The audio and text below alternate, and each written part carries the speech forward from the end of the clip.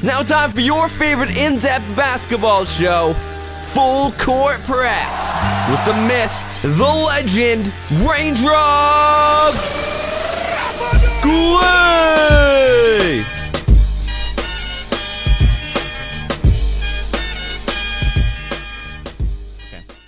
You're listening to Full Court Press with yours truly, myself, Justin Raindrops Goulet. Now, you probably got some questions running through your head.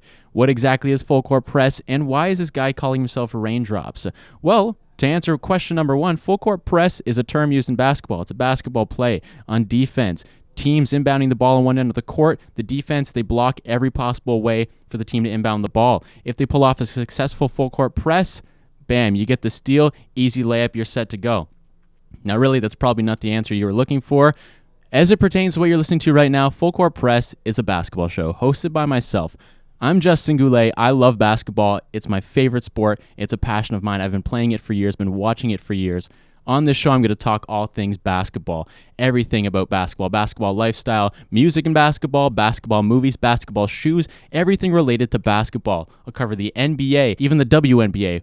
NCAA basketball, that's collegiate basketball, Canadian collegiate basketball, EuroLeague basketball, even local high school basketball. Why not? And of course, the NBLC, that's the National Basketball League of Canada. That's right, Canada has its own professional basketball league. When I found that out, my mind was blown. It was crazy.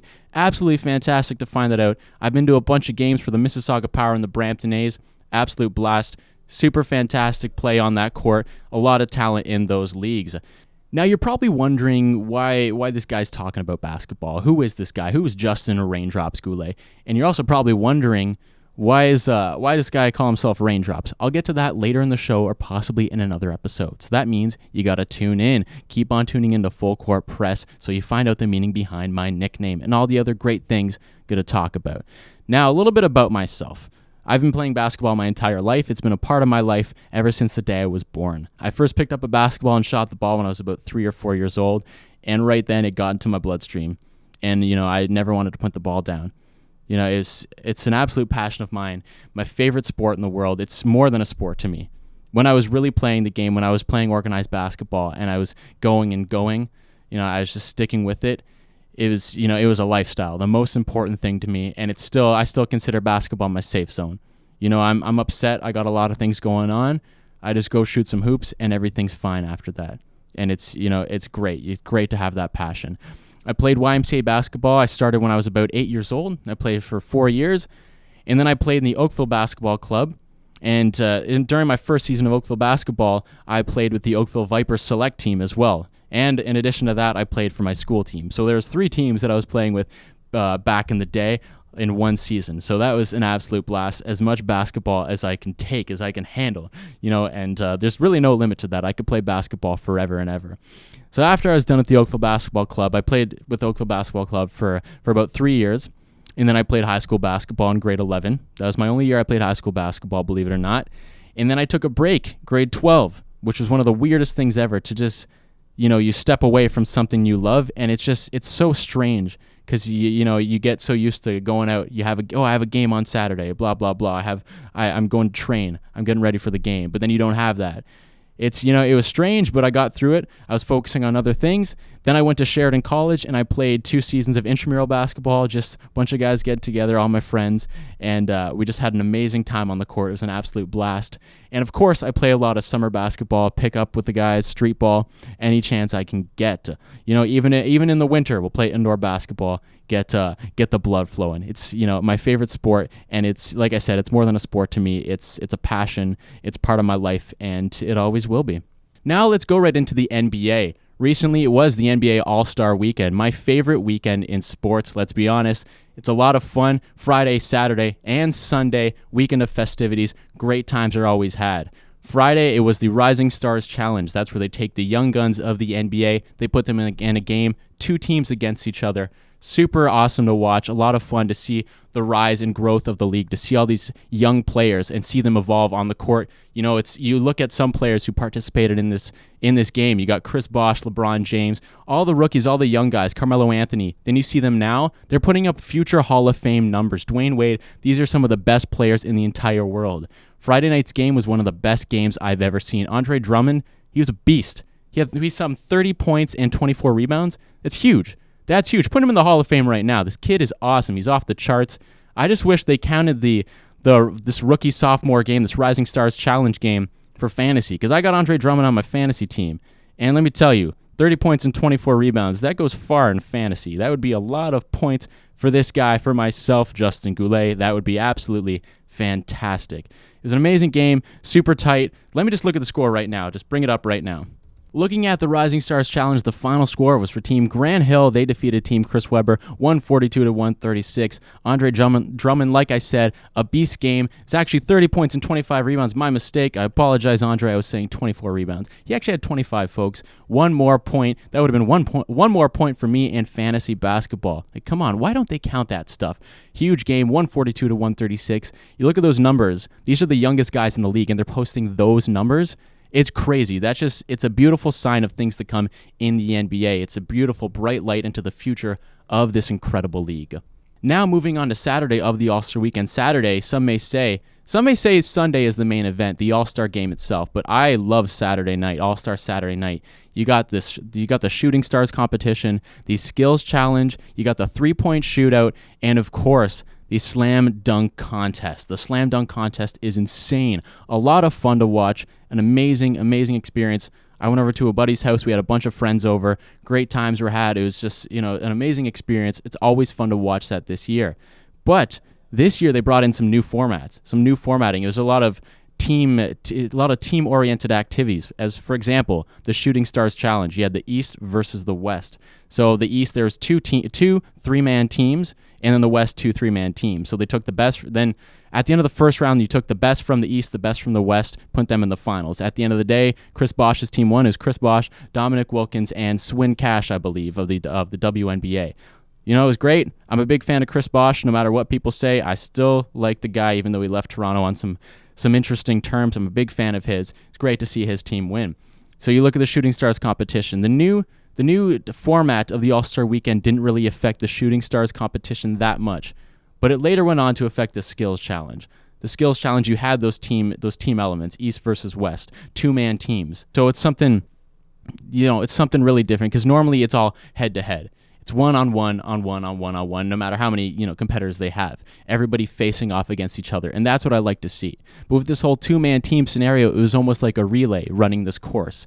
And in my opinion, it didn't really work, because there are some guys faster than the other, and their partner, they weren't really as fast as them, so they were kind of slowing them down. I know basketball is a team game, but All-Star Weekend, in these individual competitions, it's all individual. I know you're representing your team, but you still want to win for yourself. So I say, just cut down the number of competitors and just make it like it used to be, one-on-one, because that's the best way to do it. Then you have a clear-cut winner. Now, the three-point competition, moving on to that, my buddy Marco Bellinelli, former Toronto Raptor, he was able to pick up the victory and become the three-point competition champion. It was a lot of fun to see him win that title. I'm a big fan of his. He now plays for the San Antonio Spurs, a team I'm not too fond of, but whatever. They'll do. It's all good. Now, the three-point shootout, you had the East versus the West, and this was all right. Like I said, it worked for the Shooting Stars competition, not the skills competition, but it also worked in a way for the three-point competition. It wasn't too bad there. You had, the battle round in the East, battle round in the West. Then you take the two best from each conference. They face off in the finals. It was Bradley Beal from the East versus Marco Bellinelli from the West. They went to overtime. Overtime in the three-point shootout. It's crazy. I don't even know how you can pull that off. Absolutely awesome to see that. Then at the end of the day, Marco Bellinelli hit 24 shots. He got 24 points in the final round, in that overtime round, and he picked up the trophy, picked up the victory. Great to see. Really cool guys. A lot of fun to watch. Now, moving on to the main event of All-Star Saturday night. That's the Slam Dunk Contest. Now, this is what a lot of people, and I'm agreeing with them, they're saying the new format really tripped things up. This is where things got very shaky and actually kind of confusing.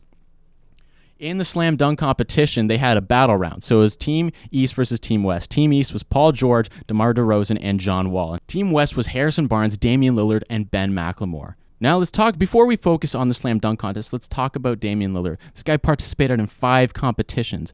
How do you make it in 5 competitions of the All-Star Weekend? That's not even heard of. It's crazy. Absolutely intense.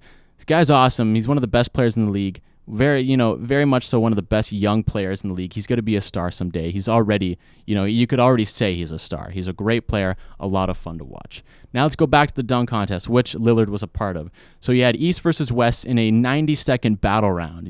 That's what they were calling it. It was a freestyle type round, freestyle type deal. So they were just doing as many dunks as they can. Then at the end of that competition, they chose whoever would determine the order of the dunkers later on in the actual battle rounds. So you had the three judges. They chose the East. They said they had the better dunks in the freestyle round.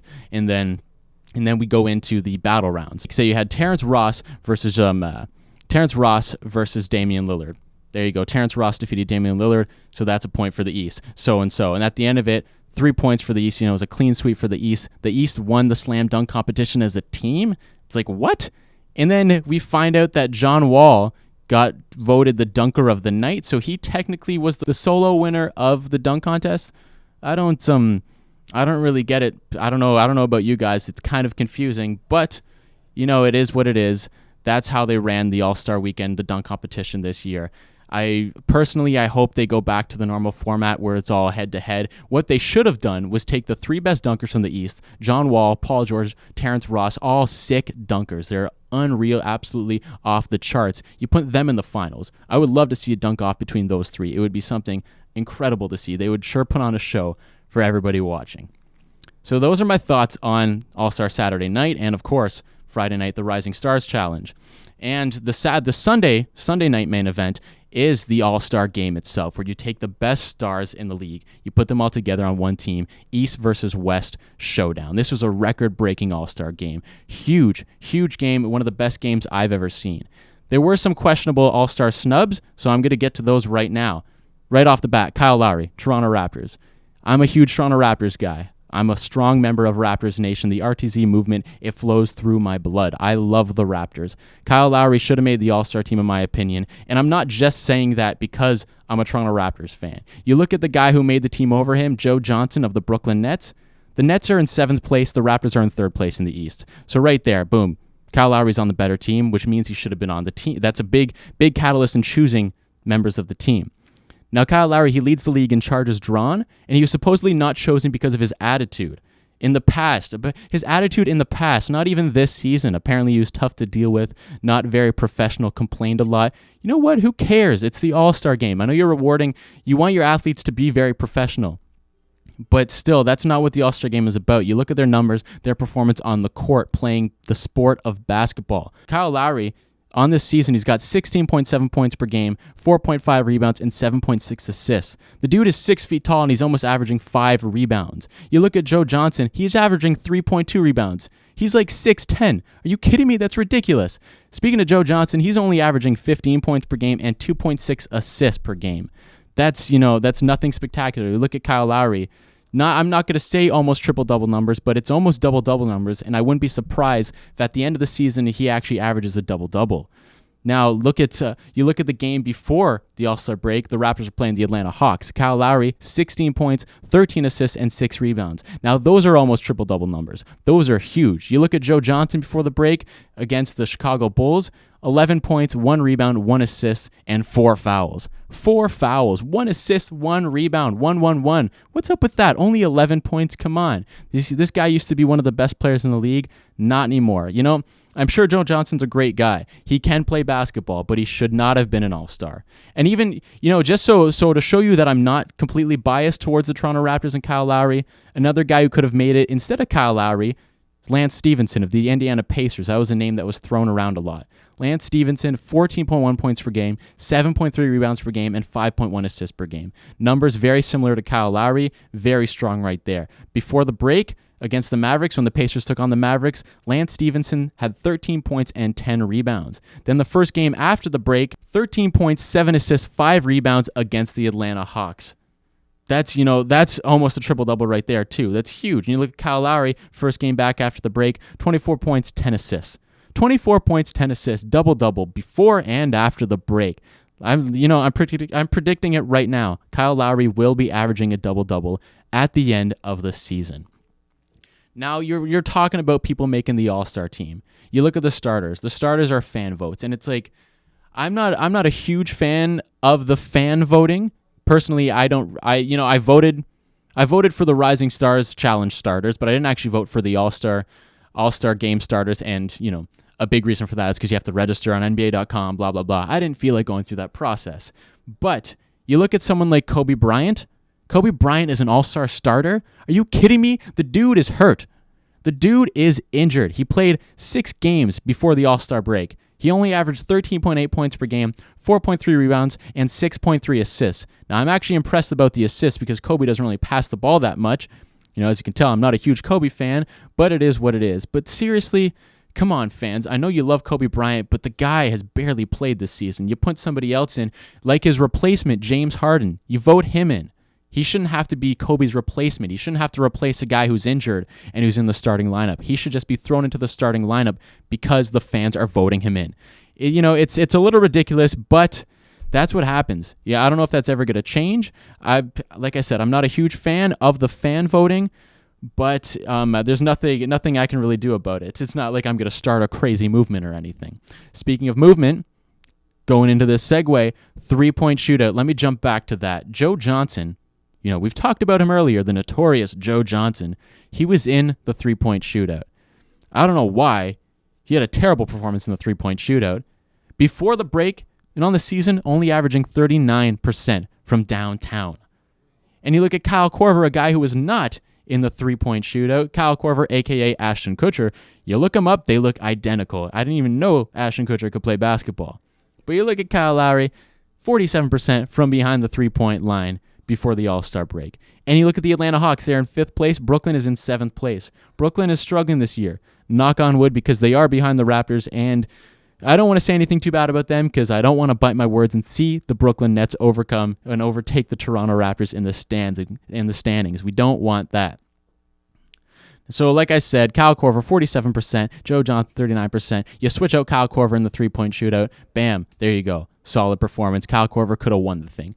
But Marco Bellinelli won it. He's a former Raptor. I'm a big fan. So guess what? It's all good.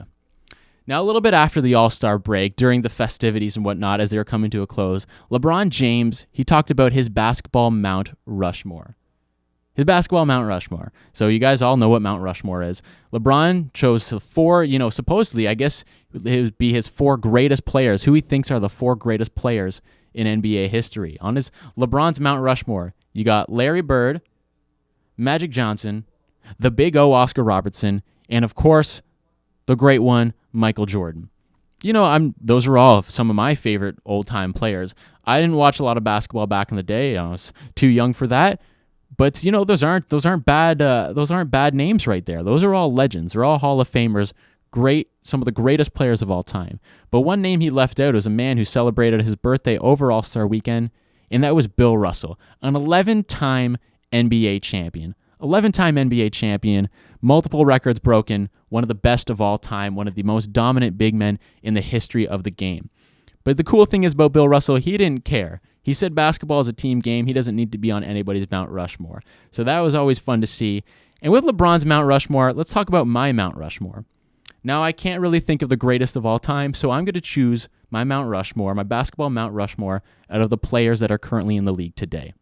We got Kevin Durant. He's averaging 27.1 points per game, 6.5 rebounds, and he's a 3-time scoring champion.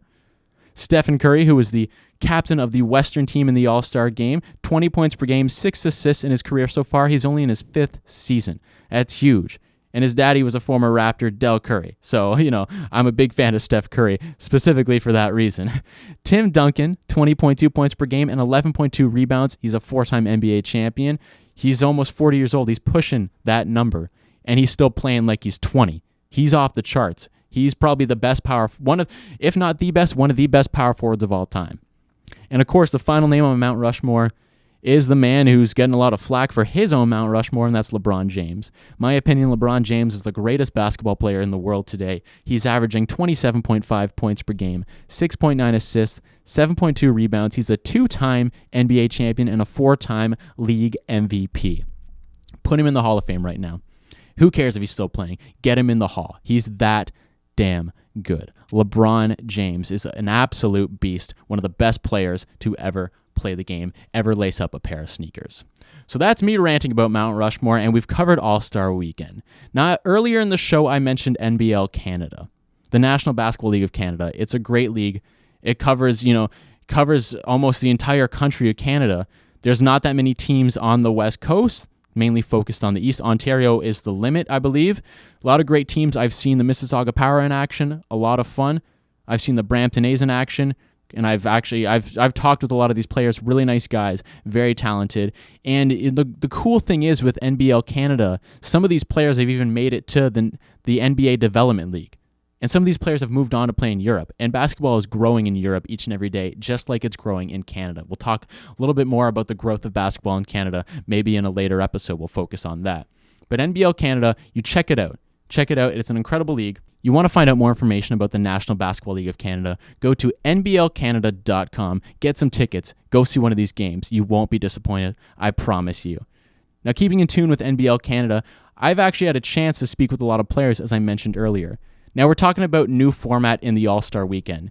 Talk about new things, new team, new players. Ashton Smith, he's a new blood. He's one of the new guys on the Mississauga Power. So I was able to interview him, have a good time with him, have a little chat, take a couple of minutes of his time. He gave me some great information. So here we go. Here's my interview with Ashton Smith. Check it out. Ashton, how you doing today, man? I'm good, man. Thanks for asking. How are you? Yeah, I'm fantastic. Thank you. I'm really happy to have you here today. Got a lot to talk about. And I'll talk about you joining the Mississauga Power. You're a new guy on the team. But let's start off. I like to do this with a lot of my guests. Okay. Where did basketball start in your life? Probably when I was about 13. Seriously, like 12, 13. Oh, yeah? So it's a little bit later then. Yeah, I used to play soccer. My dad was like a big soccer fan. So. Oh, okay. So what led to the change? Indoor soccer. I didn't like indoor soccer. So in the winter, I would I started playing basketball when I was about 12, and then after that, I just carried through to the summer, and I stopped playing soccer. It was just like a natural fit. So then, I guess, when you went into high school, did you play basketball then? Yeah, I played basketball, and everybody was playing basketball. Nobody really wanted to, after school, play soccer after school, so I didn't really have anybody to play with. So yeah, not to knock on soccer. If there's any soccer fans listening, soccer's a great sport, but it's like, guys, let's go play basketball right now. Yeah, no one wants to play soccer. Exactly. So you're originally from Scarborough, right? Yeah. Where did you go after high school? Where did you play ball? I went to IUP, which is in Pennsylvania. Okay. That's a Division II school. Nice. I went there all 4 years. Yeah. How was that change going from Scarborough to Pennsylvania? It was different. Where my school was, it was in the mountains, so yeah? It's in the middle of nowhere, and I'm used to coming from, pretty much the city. Yeah, and like so, rural city, yeah. Yeah, but I had a lot of good teammates in the coaching staff, so they made me feel comfortable, and it was an easy transition. That's good. Did you feel staying there for 4 years really helped you develop as a player? Yeah, definitely. I mean, every year I think I got better. Okay. While I was there, coaches really helped develop my game, and I got a lot of experience. So that's really good. So how after playing at IUP, did you just go straight to the NBLC? How did that all work out? After my senior year at IUP, I signed a deal in Romania, Constanța. Which was it was nice. It was right on the Black Sea. Nice. But after about a month, I left and I went to Austria. Oh. So I finished the season in Austria last year, and then this year I'm in the NBL. So a lot of moving around. How does that does that tire you out as a player? How does that affect you as a player specifically? Yeah. Everywhere you go, you got to adjust to the new surroundings, new team, new environment. Exactly. So it kind of takes a toll on you, but after a while, you kind of get used to it. You just know this is what it's going to be. You're going to have to take some adjusting time. Now, originally you signed with the St. John Millrats in the NBLC, correct? How was that coming back to Canada after playing overseas? It's different. Guys in the NBL are a lot more athletic. Okay. So it's a bit of a difference. I wouldn't say it's better, but it's different. Okay. Over there, it's more, we'll say strategic. Oh, I see. And in the NBL, there's a lot of athletes, so it's an up and down pace. It's high scoring, as you can see. So it's very a bit different. fast. Yeah, all the games I've been to just really back and forth, kind of like Phoenix Suns basketball. If you want to compare it to an NBA team. Yeah. Now, when you got signed by Mississauga Power, well, you got switched over to the Power. How did you feel about that? I felt good. I felt I'm kind of back home. Exactly. You travel the world. Now you're back. You're back in Ontario, back in this area. Yeah, definitely. I'm enjoying it so far. That's really really like good. It, yeah. Good to hear. Now, do you feel like you were, adopted into the team nicely? Like the guys let you onto the roster, you're having a good time with the Oh guys? yeah, the guy, everybody's really cool. They really accepted me with open arms and made me feel like I'm one of the guys already. So it was a smooth transition. That's good. Now, what's your role on the team with the Mississauga Power? Trying to find the guys to score. Yeah, there you go. Yeah, that's my job. Getting the ball in the right guys' hands, like Morgan, Daryl, Dwight, Dingen's a great shooter, and Bo. Getting them the ball in positions where they could be effective and score, and obviously play defense. Now, the team, you guys have been struggling a little bit as of late. What are you going to bring to the table to help with the team and find success? I think that my leadership can help bring the team, get us together, and get us all on the same page. I think that's what it is. We're really talented, but right now it just seems that everybody's not always on the same page, and that allows teams to go on runs and then open up the game against it. But when we are on the same page, we can play with everybody in the league. Like, we've proven that. But it's just we have some lapses at times where I think leadership and more communication can limit that. Yeah, so that's, I guess, the biggest change. Now, what's next for you? Do you plan on staying with the Power for a while? Yeah, after this season, we'll see where it goes. We'll talk to the managing staff, and hopefully I'll be back next year. Yeah, that'd be great to see. Go check you out. I'll have to make it out to another game. I've been to a few, but I haven't been to one in a while, so we got to go on and cheer you guys. Yeah, definitely. So that's everything. That was Ashton Smith, point guard of the Mississauga Power. I want to thank you again for coming in studio with me. All right, thanks for having me. Yeah, it's a pleasure. Thank you. All right. So that was Ashton Smith. A lot of fun stuff. Very talented player. Go check him out. Like I said, NBLCanada.com. Pick up your tickets right now. The season's almost up, folks. You got to catch this basketball when you can. You're not going to be disappointed by the talent out on that court. So it looks like that's everything for today for the show, Full Court Press. I want to thank you all for tuning in. A lot of fun. We got a lot of fun things coming up later on in the show's future. If you have any questions, anything you want me to talk about, hit me up on Twitter. I'm at Justin Goulet 21. You got to get on that Twitter, that social media movement growing strong. So ladies and gentlemen, thank you so much for tuning in. I'm Justin Goulet. Later days. Thank you so much for tuning in. Like I said, go to NBLCanada.com to find out more about the National Basketball League of Canada and to get your tickets today. Thank you so much for tuning in, guys. Till next time, slap on a pair of sneakers, throw on some shorts and a jersey, get out on the court, shoot some hoops, and keep basketball alive and strong. See you guys next week. You've just been hit with Full Court Press. Courtesy of your host, the man, the myth, the legend, Justin Raindrops Goulet.